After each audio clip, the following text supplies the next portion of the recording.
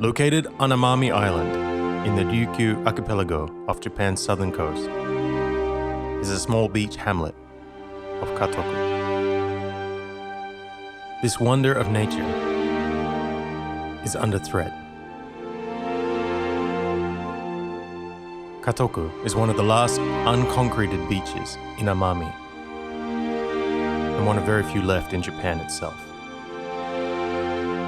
Plans are in place to develop a 6.5 meter high concrete seawall that will envelop most of the beach and the river mouth. But a small group of people dedicated to the preservation of Katoku stand in the government's way.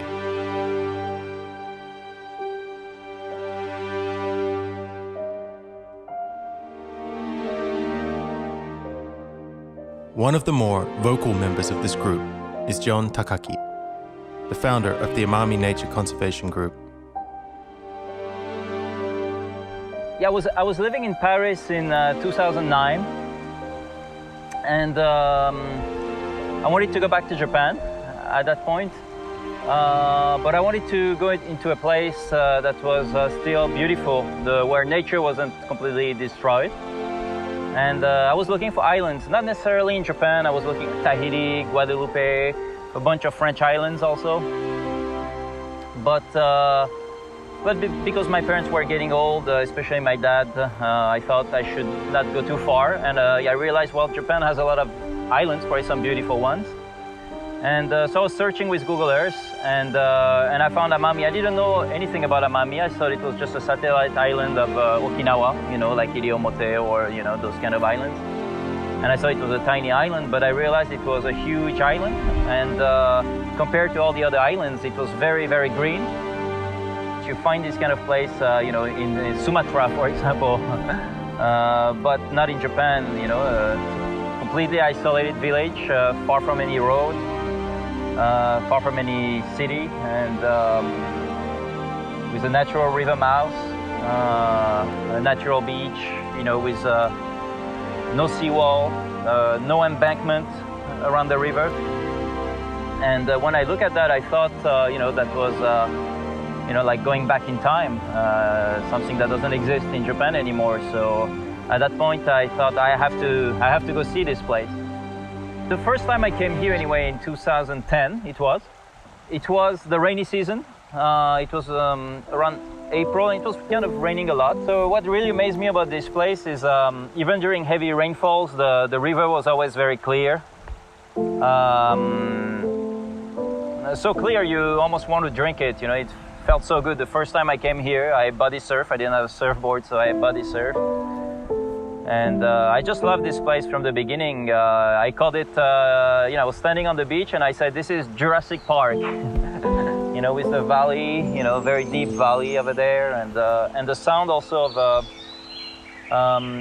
there was so much sound of birds and insects when I came here the first time.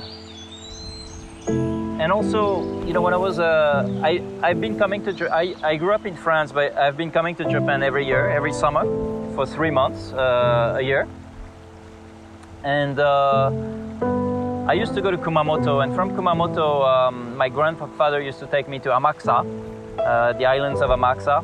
And there used to be some beach that I really loved when I was a kid, also in Karatsu near Fukuoka. But they all disappeared, all concreted. And there's one that I even saw getting concreted. And that was very, very shocking. The first time I saw that. And I realized little by little that no place was safe.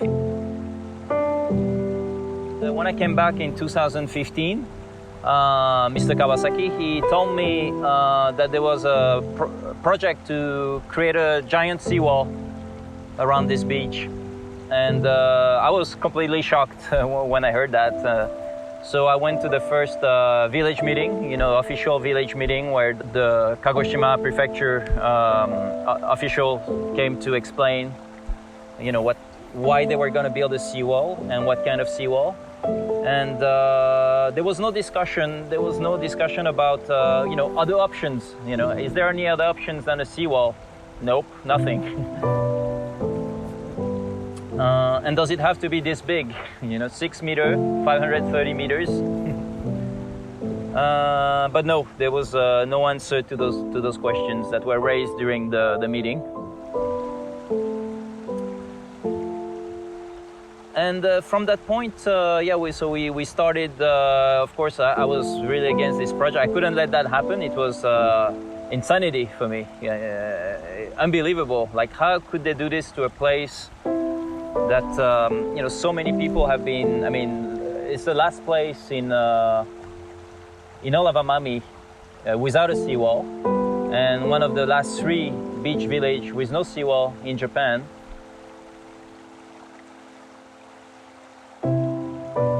Yeah, so, well, if they build a seawall, well, first of all, the seawall is going to be below the dune, 10 meters in front of the dune.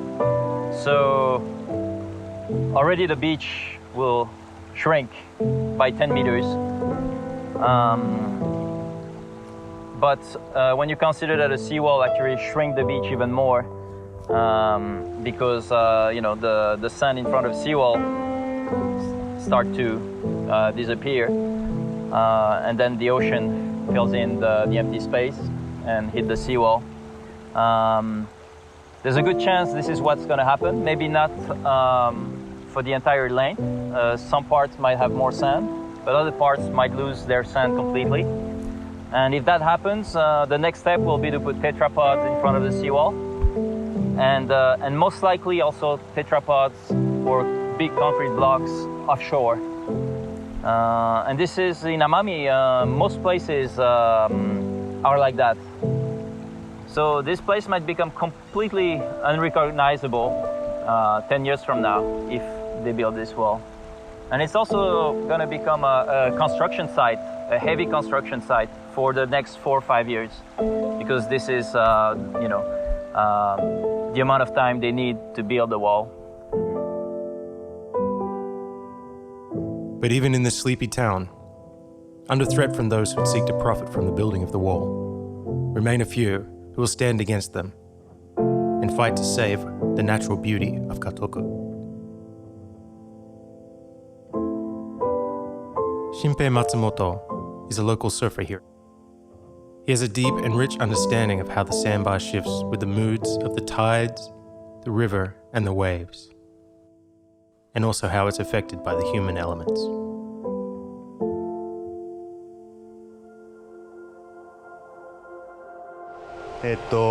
カトクに住んで10年になりますけど、自分はサーフィンが好きでこの場所に移り住みました。で、10年前に来た頃はまだアダンの林がずっと残っていて、海に行く時はアダンのトンネルを抜けてその先に波があるような感じでした。で、初めてここに来た時にこの波を見た時に、うわ、日本にもまだこんな場所が残っているんだっていうのに感動して、ここに移り住みたい、ここで子育てをしたいなと思って移り住みました。で、今日本のビーチはコンクリートがいっぱい入っていて、もうこんな風にコンクリートが全く入っていないビーチっていうのは本当に残ってなくて貴重だなというふうに思ってます。向こうにカトク川の河口があって、今はまっすぐ抜けてるんですけども、冬になると海の中の砂が戻ってきて河口に蓋をして、カトクの川がこう横切っていくんですね。で、たまに今は河口が向こうですけども、河口が横切ってここに来たり、たまには向こうに行ったりする時があります。その時はもう浜の真ん中をこう川がずっと横切って向こうに行って、であそこに砂を流して、あそこにサンドバーを作ったり、でここに砂を運んでここにサンドバーができたりで、今はあそこが河口がまっすぐ抜けてるから、あそこに砂が積もってますよね。でもう、何年か前のある時期に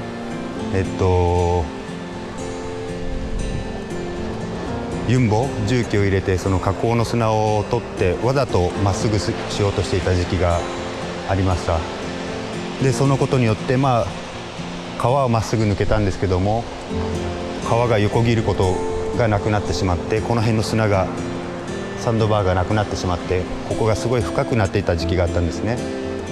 でちょうどその時にの台風、大きな台風が来て、波が来て、普段サンドバーがあればそこで波が割れて波のパワーは吸収されるんですけど、その時はサンドバーがなかったから、波打ち際で波が割れて、その波が登ってきて浸食が進んで、ここのアダンの森が削られてしまいました。で私が言いたいのは、自分たちはサーフィンをするから、海の中の見えない砂の動きも普段からよく注意して見てるんですね。でやっぱりその海の中にそのサンドバーっていうんですけど、海の中の砂っていうのもすごい重要で、やっぱりそこで浅瀬があるから、やっぱり大きな波が来てもそこで波のパワーを吸収して、この浜が浸食されずに済む。でもやっぱりそうやって工事をしたりして重機を入れてしまうと、人の手を加えてしまうとやっぱ自然のサイクルっていうのが狂って、やっぱりおかしな流れが起きてしまうと思うんですね。でやっぱり普通の人ってのはビーチっていうと、やっぱり見えてるビーチしか見ないと思うんですけども、やっぱりその見えない部分の砂っていうのもすごい重要で、やっぱり自然なままが一番いいのかなというふうに思いますね。でやっぱりこのままのビーチをなんとか残していくために、今アダンを植えたりとかいろいろやってるんですけども、そうですね、やっぱりいろんな思い出が残ってるビーチですし、子どもたちともすごい大切な経験、一緒にサーフィンしたり川で遊んだり浜で遊んだりした思い出があるので、やっぱりここにコンクリートの壁はできてほしくないというふうに思いますね。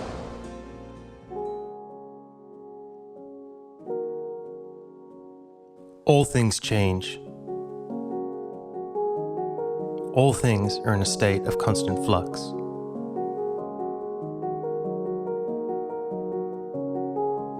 Much like the water flowing through the river that leads down the valley to the river mouth at Katoku.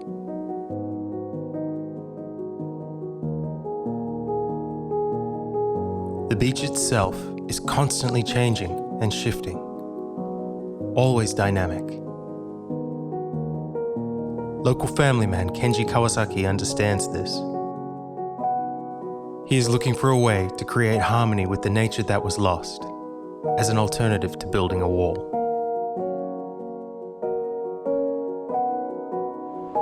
カトクのいいところはもう本当に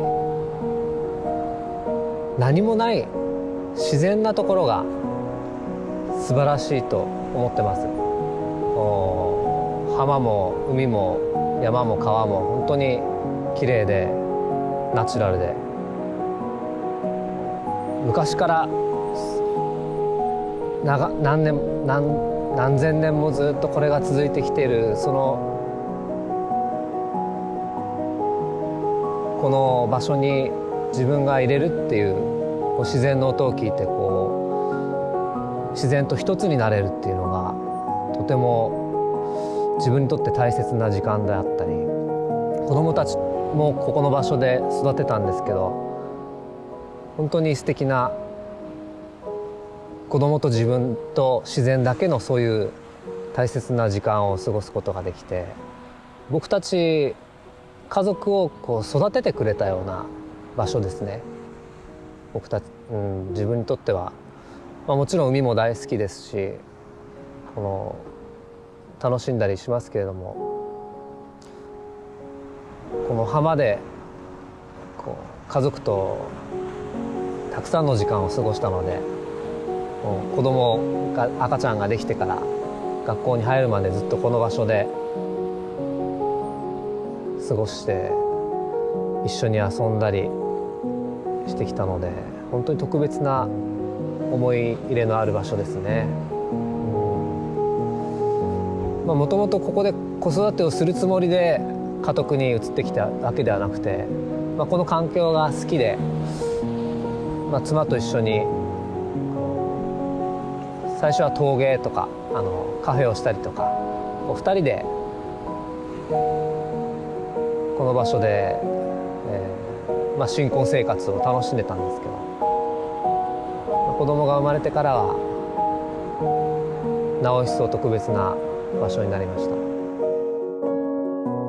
台風が来るまでは全部一面アダンの森でした。でも台風が来て一夜のうちにもうごっそり全部持っていかれて、もう唖然としたんですけど、まず真っ先に思いに浮かんだのがアダンをまた植えないとっていう気持ちがまずはありました。できれば砂が回復してから、砂も循環しているので必ず砂は戻ってくるなと思っていたので、アダンを地道にまた昔の人たちに習ってアダンで砂や風を防ぐ、そういう自然の防波堤をもう一度復活させないといけないなってその時に思いました。なぜかっていうと昔の人たちが植えたのか、それとももともと自然な形でこのアダンの森が出来上がったのか、それは分かりませんけど、やっぱりこれまでずっとこの浜とこの集落のこの境目にこのアダンがあってずっと守ってきてくれてたんですね。それがもう自然の一部になってたので、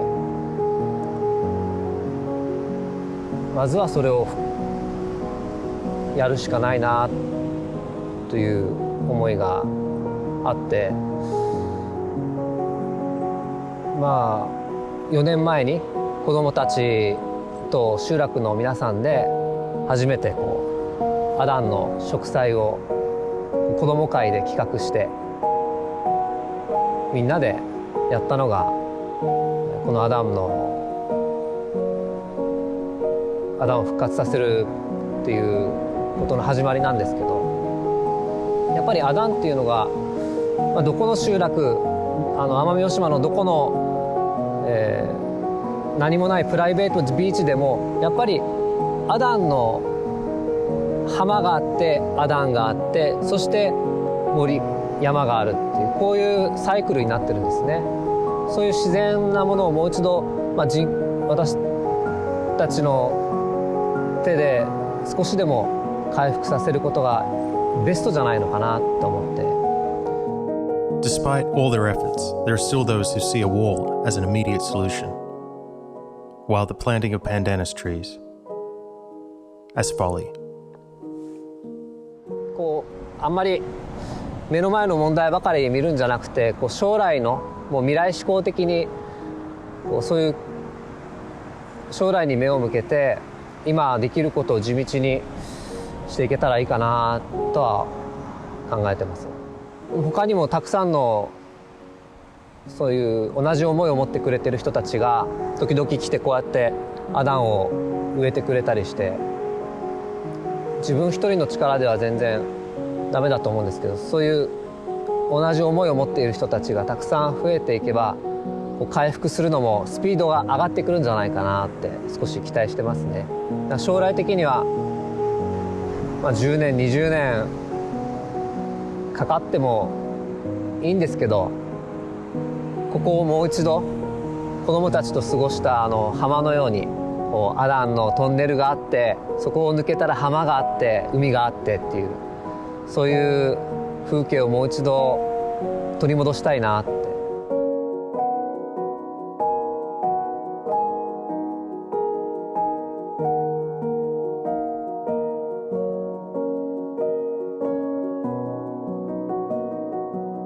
In general, Japan has always turned to heavy construction in order to solve coastal erosion problems. The evidence is clear, as almost all beach towns are heavily concreted. Perhaps, in the battle against coastal erosion, there are other alternatives.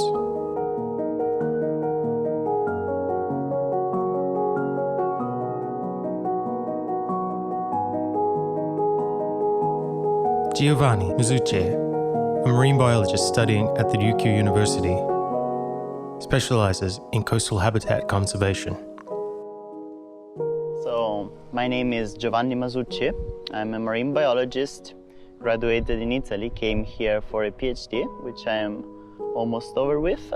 I work at the University of the Ryukyu's James Reimer Lab, and my research focus is nature conservation and particularly coastal habitats conservation. So it's pretty related to the topic we are talking about today. So we tend to think about beaches as fixed environments in space and time, but this is not correct. Beaches are dynamic environments that disappear and then reappear and expand with time across the years and the centuries at different time scales. And so it's totally normal for a beach to shrink and then to re-expand. What happens with coastlines is that they tend to shift depending on several factors. Some can be related to humans, for example, when there is a sediment imbalance at rivers, and some are totally natural. So the problem is that if we fix the coastline with hard structures, the beach is not free to shift backward or forward. And this leads to, in many cases, to beach disappearance. This is called passive erosion and happens when the dune is not free to give back sand to the seaward side of the beach because the ward is in the middle. So the communication between the two areas is interrupted. So the seaward area of the beach gets gradually eroded and shrinks until it's not there anymore, which can be detrimental to those marine creatures that depends on the beach, such as sea turtles, which don't have any dry area to lay eggs anymore. Another problem with hard structures is that they can make the energy of waves stronger. They actually can reflect backward the energy of the waves, which can increase erosion. In this case, we talk about active erosion.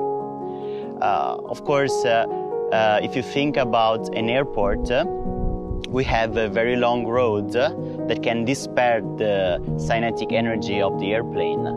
We could just use a wall, and that would be the most efficient way to stop an airplane, but that obviously would have bad consequences for the people inside the plane and for the surrounding environment. So a beach is like, a natural beach is like a long road that can gently disperse the energy of waves. If we lose that, then the impacts are much more violent. Well, the space occupied by the wall, even without considering beach laws and erosion, will already have an impact. The placement will be from the base of the dune, which is the preferred areas of sea turtles, for example, to lay their eggs. So they will lose that area, which is the best because it's more repaired from the wave action. Several species, marine species, depend on a healthy natural beach to reproduce or to live or to grow in a safe, protected environment. And sea turtles are one of these particular animals. They are vulnerable to beach loss for several reasons. The most important one is that all sea turtles are intimately connected to the beach where they are born. They will always come back to the same beach, and if that beach disappears, they will not lay the eggs. So every beach is important for the population of sea turtles that was born on that beach. I was invited to Katoku. I had the opportunity to walk over Katoku beach, and during that walk, in a few minutes actually, I could observe several sea turtle nests. And I've been informed that the leatherback turtle also deposed eggs there several years ago. And the maturation time of sea turtles is very slow. It can take decades, depending on the species. Therefore, those turtles will need to come back to Katoku, and if the beach has disappeared, they will never lay eggs anymore in their life, which will lead to the loss of several generations of sea turtles. At least the ones that were born in the last 20 years will never have the opportunity to reproduce if the beach disappears or if there is not enough protection from the waves.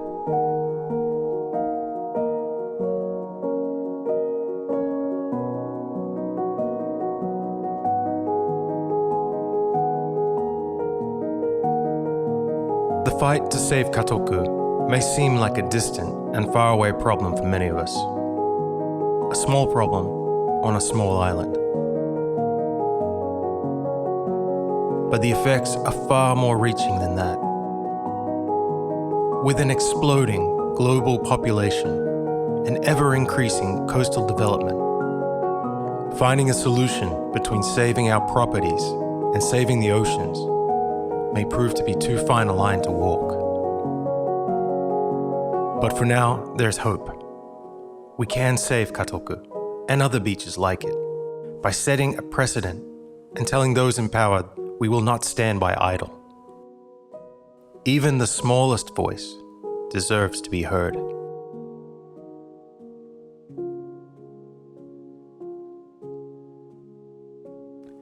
Change starts here.